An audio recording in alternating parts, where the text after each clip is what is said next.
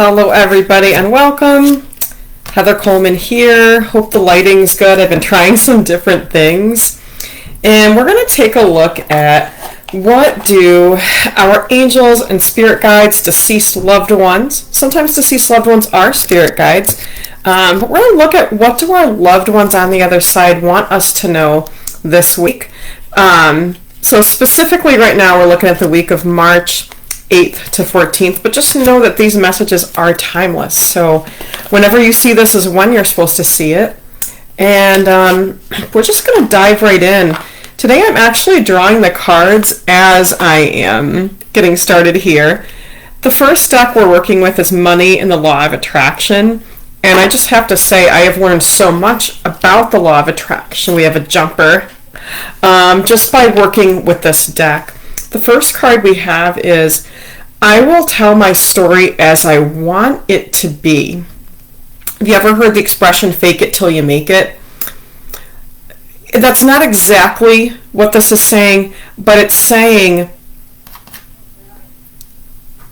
exactly saying fake it till you make it. It's saying, what would I do and say if I already had what I want? If you let your dominant intention be to revise and improve the content of the story you tell every day of your life, it is our absolute promise to you that your life will become that ever-improving story. 4. By the powerful law of attraction, the essence of that which is like onto itself is drawn, it must be. So, like attracts like. So rather than saying I'm going to fake it till I make it, I'm going to start doing and saying what I would do and say when things are already the way I want them to be, and you attract that into your life, right? So that's our first card. I will tell my story as I want it to be. By the powerful law of attraction, the essence of that which is like onto itself is drawn. And so be it, so it is. I love that message. Now, this tarot deck that I'm reading from is very interesting. It's called Tarot of the Witch's Garden. And this was a gift, and sometimes, not always, but sometimes I feel that the decks that are the most powerful for me are the ones that people have given me, and that's true in this case. A good friend of mine gave me this for Christmas, and I do find myself using it quite a bit. So I'm asking the question, what does this person need to know? What does this person need to hear? What will help this person to shift in the exact right direction and pivot? And the energy is really strong. It's almost like Kali, if you guys are familiar with Kali, the yoga goddess. We've got some very powerful, both dark and light energy this week, and that's actually why I was drawn to use this deck. This deck is very, I wouldn't say it's for beginners necessarily. There is an accompanying book, which I don't happen to have, but that's because I've been reading tarot a long time. You'll notice here that the names are almost impossible to read. I feel that could have been deliberate on the part of the author so that we are kind of like, because again, this is not for beginners, but we want to be curious like a beginner. And that's where we want to take the card and the message as it is. Not just say, oh, look, I drew whatever this is, and that's what that means. No. So I'm not going to tell you the name of the card till the end of the message. So let's take a look at this. Now, if I didn't know what this was, I might think it's the Lover's card. It's not. But what do we have? We have two people looking really happy, really content together. It's cute. They've kind of crossed their cups, like they might sip from each other's cup. What's mine is yours. What's yours is mine.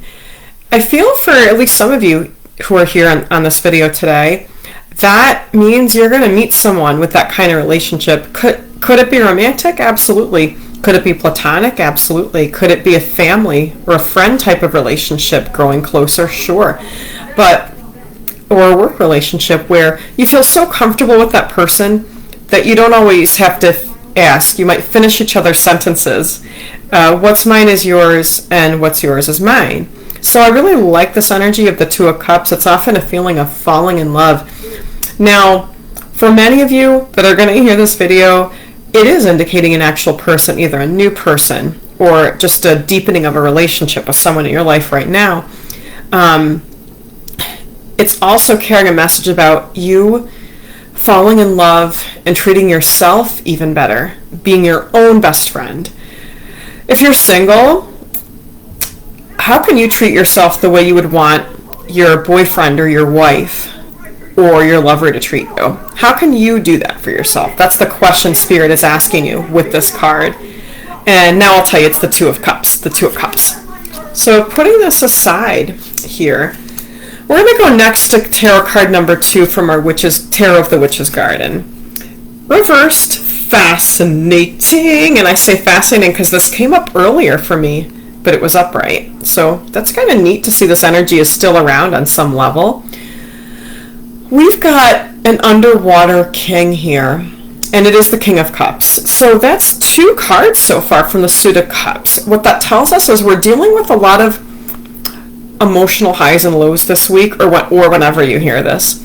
Your emotions might be running high, and I'm going to say that it is really, Spirit feels it's really going to help you to take some time to sit with your emotions, work on grounding yourself, and also this would apply to anyone, but especially if you're a water sign. If you are a Pisces, also if you're a Libra this week. Now that's an air sign, but this still would apply to this message. If you are a Taurus as well, but specifically our 3 water signs are Pisces, Cancer, and Scorpio, but those other 2 that I said, this especially would apply to you, is just give yourself some time to sit with your emotions. And Mercury is also retrograde, so this is an especially good idea right now to pause before you speak, think before you react, try to respond rather than react. So this card, it's the King of Cups, can also talk about someone who has the capability to move people at an emotional level. So this could be talking about someone who does a lot of writing that touches people at the heart center or at a gut level, or a bit of both, right? This could be you, could be someone that you know. I think this message came up last week about someone who is really good with words and who writes beautifully and really touches others through their writing. This could be about someone who is really that way with their speaking, who really knows how to speak to what others need. You know, many people may have the ability to get others to listen, but this is talking about someone who has the ability to get through to others in a way that others can hear. Not just that they listen, but that others can hear what the person is saying. So if this is about you, I think you'll know. Maybe this is something you're finding that you're becoming more and more effective at, is true and effective communication. Saying what you wish to say to someone in a way that they can truly understand and receive it. Maybe some of the frustrations you've had are that people in your life, maybe a lot of people in your life, maybe they don't know how to communicate in a way that you can really understand and receive, and that isn't hurtful, right? Maybe you have people in your life that communicate in hurtful ways.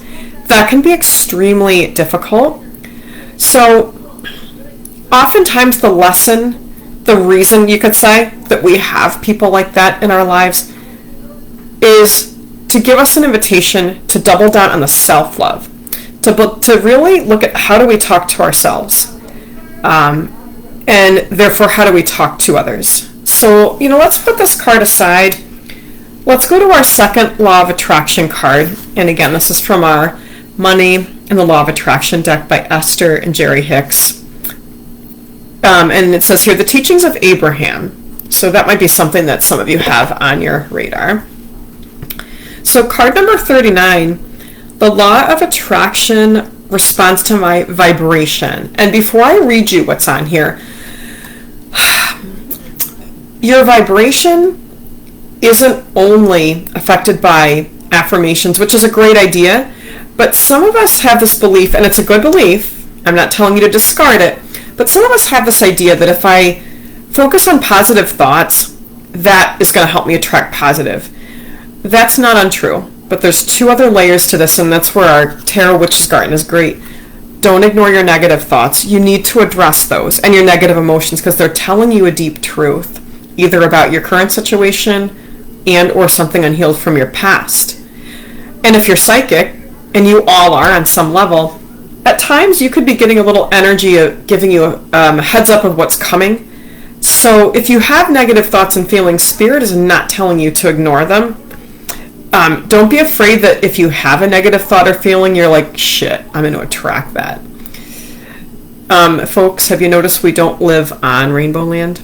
Have you noticed have you turned on the news?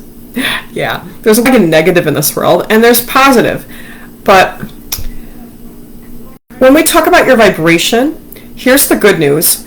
If you work through your negative thoughts and feelings, your vibration is good. But you have to peel back the layers. You have to be willing to do the deep work on yourself. And that might look different for everybody in terms of how they do the deep work on themselves, right? So in terms of your vibration, and this is what the Spirit is talking about, what you're bringing into your life is a result of your vibration. So if what you're getting is, frankly, a load of horseshit, what can we do to raise our vibration? Google it. Google how to raise your vibration. And I'm going to read you what's on the back of this card. A belief is nothing more than a chronic pattern of thought, and you have the ability, if you try, even just a little, to begin a new pattern, to tell a new story. And we had that come up. The first card was, I will tell my story as I want it to be. So if we try even just a little bit at a time to begin a new pattern, tell a new story, to achieve a different vibration, we change our point of attraction. I want to say here too, some of you might be working with positive thoughts going, I don't think this is working. Well, first of all, it takes a lot of repetition. Everything you do will have an effect, but let's just be realistic. It's going to take more than just one day of going, I love my life, to manifest that. It's the daily action. It's the repetition of that habit of thinking positive or using those affirmations, right? It's the showing up and doing it on a regular basis. And you don't have to be perfect at it. You just need to keep doing it, right? So the law of attraction is responding to your vibration, and you can easily change. Good news. You can easily change your vibrational point of attraction by visualizing the lifestyle you desire and holding your attention upon those images until you begin to feel relief, which will indicate that a true vibrational shift has occurred. Kids all are born knowing how to do this. So if you think back to when you really wanted something from Christmas and you don't even realize you were telling your parents over and over and Santa Claus that you want it, or God, just start doing that again. The card just jumped out of my hand, so that means we're done with that card for now. Tarot card number 3 from our Tarot of the Witch's Garden. We've got fascinating. What a beautiful card. I've never drawn this before from this deck. We got the Knight of Swords reversed. So this is another reminder, which we had this come through earlier, about just at this time in particular, really take time to think before you speak. Think about how you say something. It's not always what we say, but it's also how we say it. And the fact that this is reversed, very often when I draw a knight, it means we want to not just go charging. That's what that means by the fact that the card is reversed. But also, let's look at that beautiful image. We've got someone soaring high with this horse.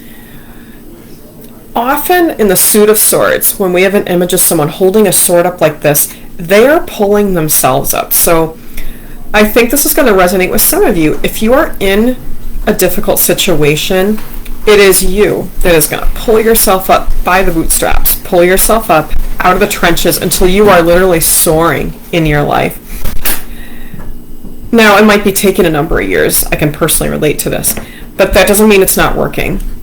And again, that's going to piggyback on that message we had about how we've got to keep showing up for ourselves. We've got to keep pouring into ourselves. Keep taking care of yourself. Could you take better care of yourself? Start doing it today. No, not tomorrow. Today, because that is going to change your attraction point. That is going to raise your vibration. If you are living for other people, start living for yourself too. It's not one or the other, folks. We're all connected. All right? If you're not exercising, shift your priorities. If you are not sleeping enough, shift your priorities. If you are not eating better, make a small change. Start today. The list goes on, and there's more, but you get the idea. What is it that you need to do to keep pulling yourself up? All right, and you can't pour from an empty cup. I think this message came through last week or the week before. Spirit is telling me to like drill this into your head. That's literally what they're saying. They're like, Heather, drill this into their heads. You cannot pour from an empty cup. How can you pour into yourself more? You are not selfish for lavishing. You need to lavish loving care on yourself just like you would do for your pet or your child or just whoever it is that you love and adore. Why are you withholding love and adoration from yourself? What is stopping you? I'm going to tell you right now what's stopping you. Deeply held subconscious beliefs, which is a load of garbage. Throw it out. This illusion bullshit crap we tell ourselves that we don't have the time, the energy, the money. You have an abundance of all of it. Lack is a bullshit illusion, my friends. You have 20 minutes a day to exercise. Find it. You have 10 minutes to sit and breathe, or 2. Okay, well, let's make this easy. Do you have time to make a better food choice? Yes, because you can look right at the grocery store and you can say, I could buy that or I could buy that. And you know what's better to buy. So, and if you're having trouble with this, set some affirmations. Okay, fantastic. I really like how kind of like tough, bossy Spirit is today. So I'm listening to see if there's anything else in the energy here. The year of the fire horse doesn't wait. It doesn't make apologies. It is time for you to stop making apologies for just being who you are. Maybe you grew up with critical parents or caregivers or nasty peers. Well, are those people really smart about human psychology? No. Are you learning about human psychology? Good. So I think we've got everything we need this week. My website, if you're interested in learning more, is heatherlcoleman.com. I work one-on-one with people. I do groups. You can organize a group, whether it's virtual or in person. I do that. Tarot cards, Reiki energy work, messages from deceased, anything that you're looking for clarity on. And I want to thank you. Wish you a beautiful week. Beautiful month of March. Until next time, namaste.